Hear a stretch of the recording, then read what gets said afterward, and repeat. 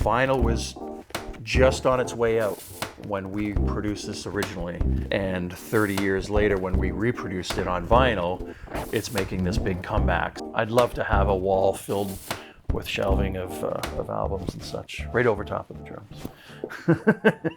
Record collecting is on the rise. In 2022, vinyl sales surpassed CD sales for the first time in 35 years. And like many, my collecting has just begun. Come along with me on my first year of collecting as I talk with other vinyl collectors, local record store owners, as well as bands about what makes them spin. On this episode, we'll visit the second location of Vintage and Vinyl, we'll check out an interesting 45 collection and talk cleaning, I'll check in with the studio about the limited edition records, and we'll talk anniversary releases with Jeff Burrows of the Tea Party. I'm Six Langman, and this is Spinning Stories. At some point, my 7-inch collection was like 2,500 records. They're organized by color. The reason why I amassed so many is I would give myself 30 minutes in a record store looking at the 45s, and I would just go by intuition, by the color and the graphics. I was interested in like the poetry and the language of the label and the record, and I could only bring it home if it didn't have like a person, place, or thing in the title. Because I found them based on the color and the graphics, it makes sense to me to organize them by color, because that's how they're imprinted in my mind. I know that song is on that label, and that label is that color, and I'm going to find it in that box. And I do listen to them, but some of them are pretty scratched up. How do you care for them? Do you clean? I mean, I have like a little, what is this thing? It's like, clean them? I have put them in the kitchen sink before, and just wash them there, if they're really bad.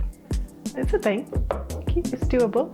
Just because a record has a scratch on the surface doesn't mean it's not playable. I clean my records, and you'd be surprised they come back. What's your process? I just use a spin clean. You know that one? It's got the brushes that you spin the record through. You fill this with a record cleaning solution, and you spin it around and you dry it. Even if they're new records, there's a lot of crap on a new record that comes from the factory that it's amazing once you run it through the spin clean and you see everything at the bottom of the well. Think, wow, I've got a $400 stylus on my turntable. It's got to protect that stuff, right? Like anything, you could go crazy. You could get ultrasonic cleaners and then put it on a vacuum deck where it actually vacuums the liquid out. I'm one of those guys that wants to wash it, rinse it, vacuum it, get it ready, put it in a protective sleeve, store it away. Everything's in alphabetical order, chronological after that. And then, you take out the records, and when you go to play them, you're brushing them for anti-static and handling them with care. I'm gonna break everyone's heart right now. Slide it directly in, no cover, nothing. I try my best to make the store follow my interest, because I operate under the assumption that, God forbid anything happens to my store and we tank, I want to have some cool music to listen to. So the store is very much an extension of who I am. Far enough away from my father-in-law Scott in LaSalle, who runs the vintage vinyl operation out there. Thank God. It always reminds me of High Fidelity. That party just kept showing up. I didn't even really necessarily hire him. He just came by, and I would give him records here and there, and he'd just hang out and that sort of thing. Next thing you know, my daughter and him were playing video games upstairs. And now they're married. I try to be a business owner who isn't biased, who are like, oh, I know somebody who's gonna want this. I'm gonna put it aside for them until I talk to them. I try not to be that way, because I never know if that particular release or that particular album is gonna generate a new customer for me. I do have collectors that are in that age bracket of pre-teen to early teenage years, but the ones buying records they're a needle in a haystack. So when they do come in and they have that passion, they remind me of myself, and I get a kick out of it, for sure. What I like to do, though, that's unique to the younger collectors, is I like to give them a piece of vinyl from my shop within certain limitations, a certain price point. I like to give them a record to kind of jumpstart their collection. And you know, maybe there'll be a repeat customer for me. So that's something that I exclusively do for the younger generation is I go, you know, pick yourself a record. Hope it brings you joy. A new record always brings me joy, but helping produce a lathe-cut X-ray, it's blowing my mind. I got started about maybe 6-7 years ago mastering for vinyl. It's a bit of a process. It's a little bit easier than actually mastering a final mix, because with vinyl mastering, there's a few different rules that kind of apply to it. There's certain things you have to do with the frequencies, as far as, you know, tapering some of the top end or the harshness, and especially the low end collapsing in, making sure, you know, the stylus is not kind of gonna warble or mess up the audio when it's being printed onto the lacquer or even played back. This is definitely a first, having my masters sent to be pressed onto X-ray. I'm really curious and hoping it all goes well so we can jam out to it. I've kind of had to secret sauce give them a little bit of a hi-fi makeover so that I retain the aesthetic, but am able to still cut a bitchin' record on it, because historically X-ray records don't sound great because they're embossed, they're not cut, so the grooves are different.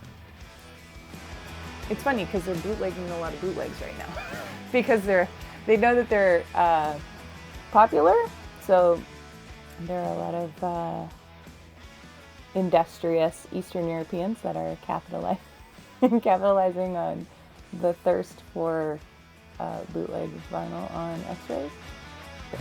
The before was kind of dead. Okay, yeah. So that was part of the process of kind of re-exciting that mix. Part of mastering is to make sure all the songs are consistent. It sounds like one album. Not one's way up here, then it's quiet, then it's in the middle, and consistent. That's part of it, aside from EQing, compressing, and enhancing.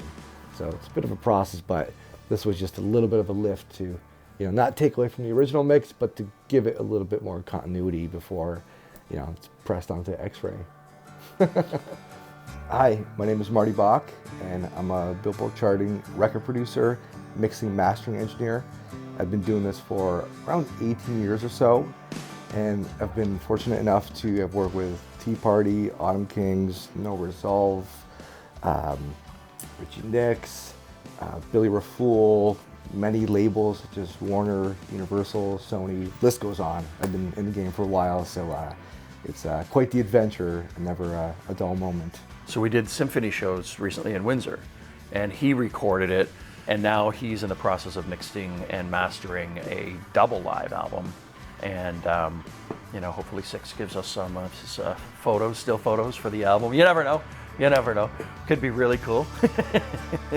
This was written in 90, came out in 91, and in no way did we ever really think about releasing an album, because there was no outlet to do that. The beginning of that decade, it was super easy to get the CDs manufactured. Not super easy, mind you, and it did cost enough, but I couldn't imagine what it would cost to put an album together. So when we hit the anniversary of the indie, best case scenario was to do a quick remaster on it, something for our archives as well, because it's something that I never thought we'd be able to do. It's great.